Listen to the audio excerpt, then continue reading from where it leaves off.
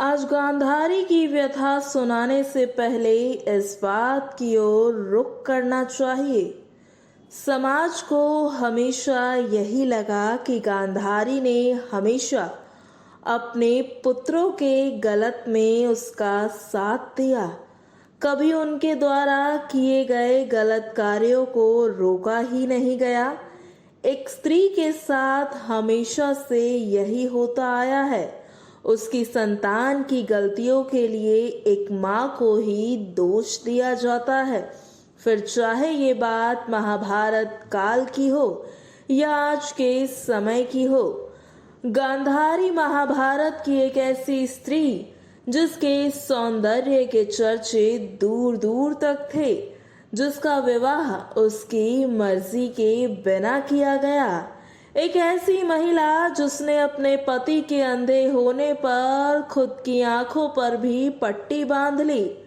गांधारी द्वारा किया गया यह कार्य ना इतिहास में किसी ने किया, ना ही आज के समय में कोई कर सकता है। गांधारी का पुत्र मोह तो सभी को दिखा, लेकिन गांधारी के व्यक्तित्व से जुड़ी कई बातें आज भी लोगों को नहीं पता, जिन्हें जान लेना सभी के लिए जरूरी है।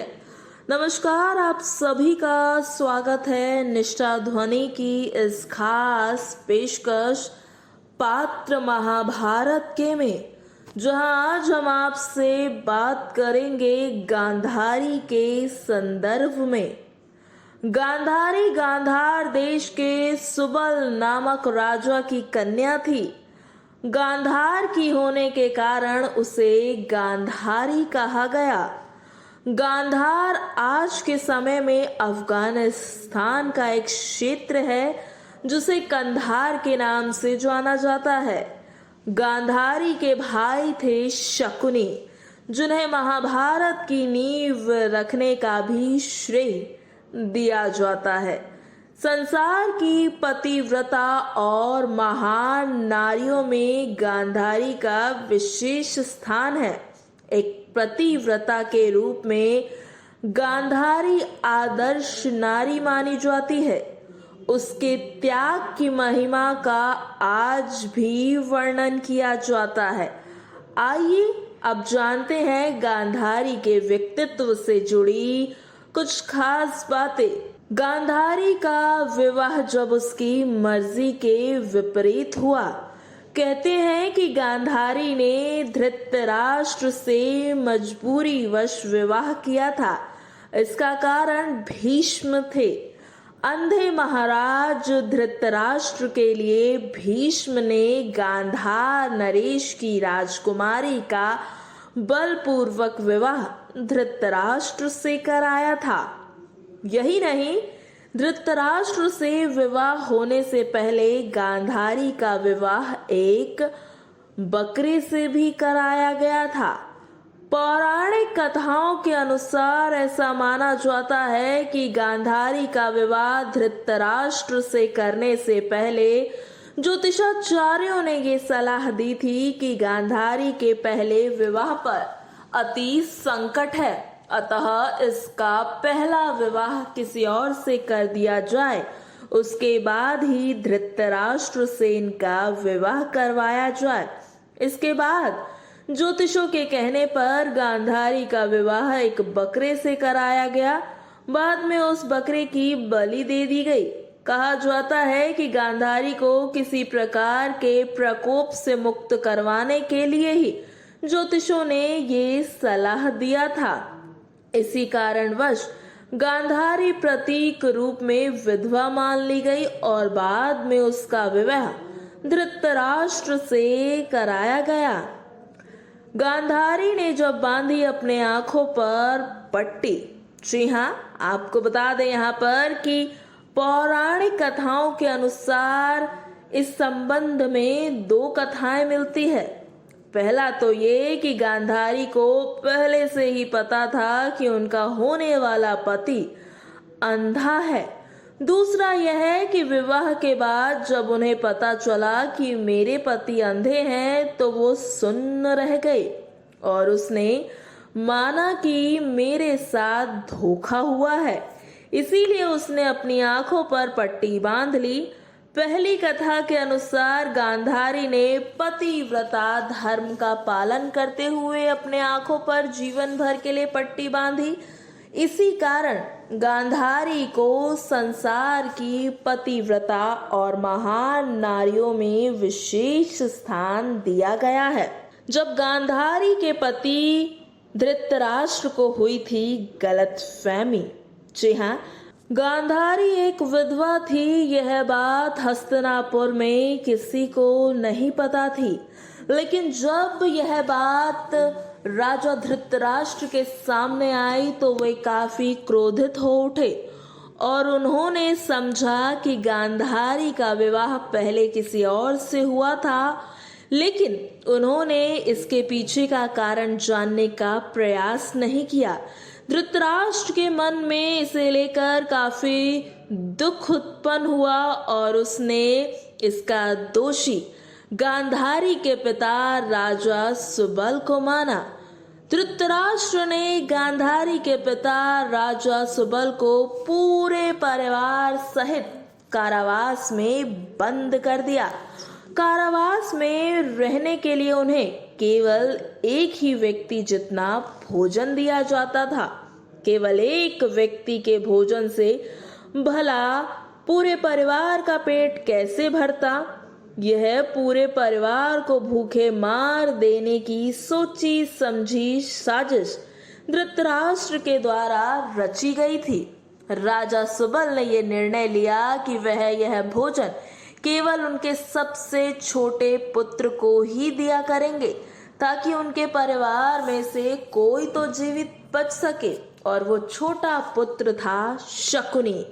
यह भी कहा जाता है कि विवाह के समय गांधारी के साथ उनका भाई शकुनी और आयु में बड़ी उनकी एक सखी हस्तिनापुर आई थी और दोनों यहीं रहने लगे थे। आइए अब गांधारी के व्यक्तित्व से जुड़ी एक और बात आपको बताते हैं।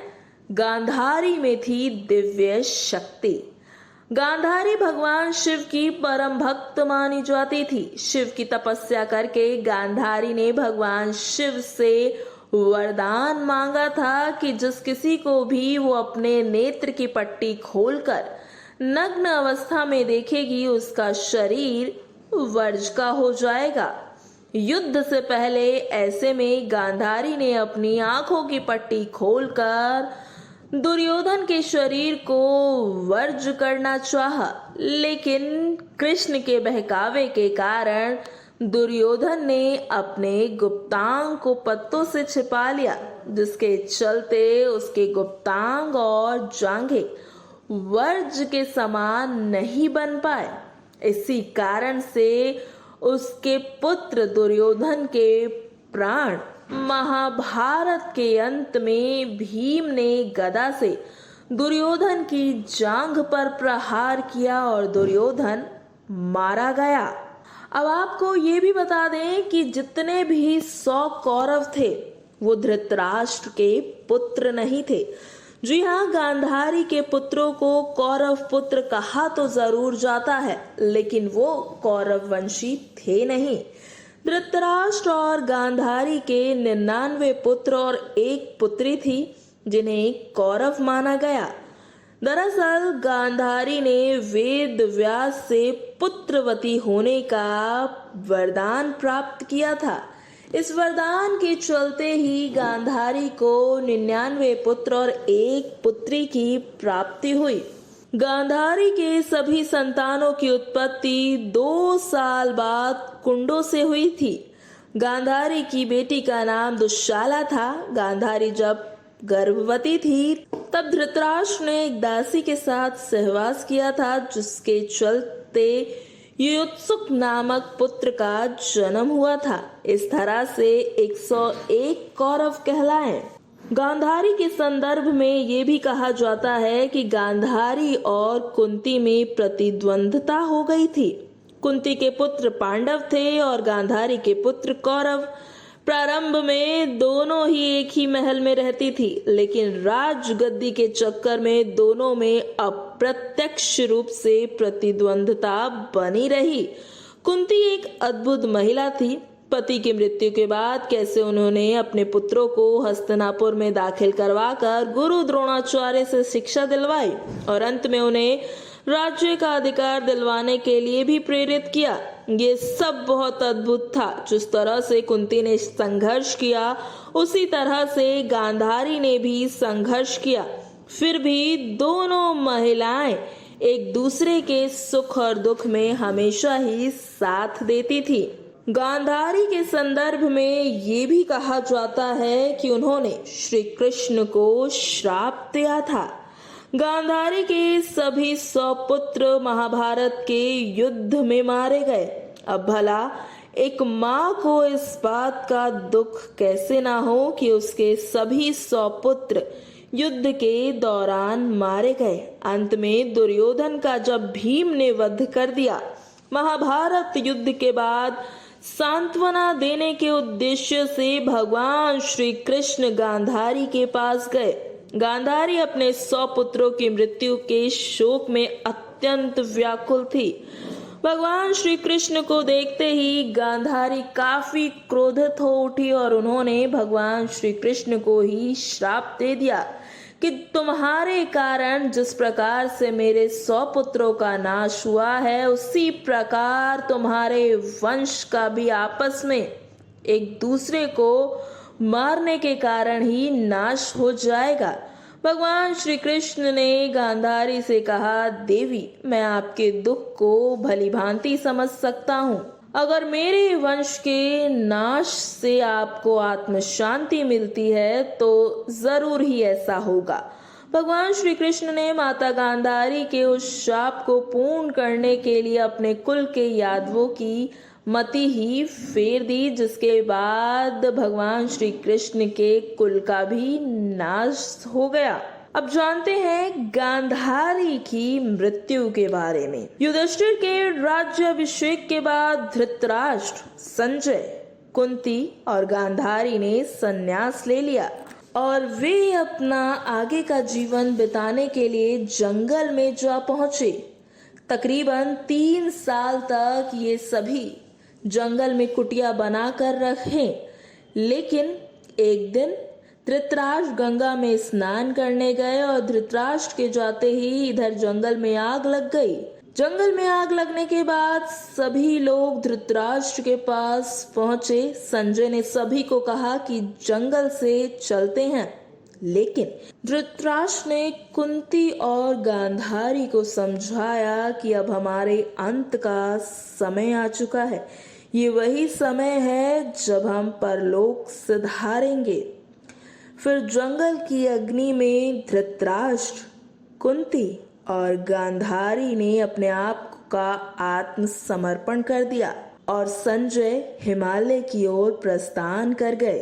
तो ये थी गांधारी के व्यक्तित्व से जुड़ी कुछ अहम और खास बातें। अपनी आने वाली वीडियो में यूं ही आपके साथ जुड़ते रहेंगे महाभारत के अहम पात्रों के जीवन के संघर्ष को लेकर।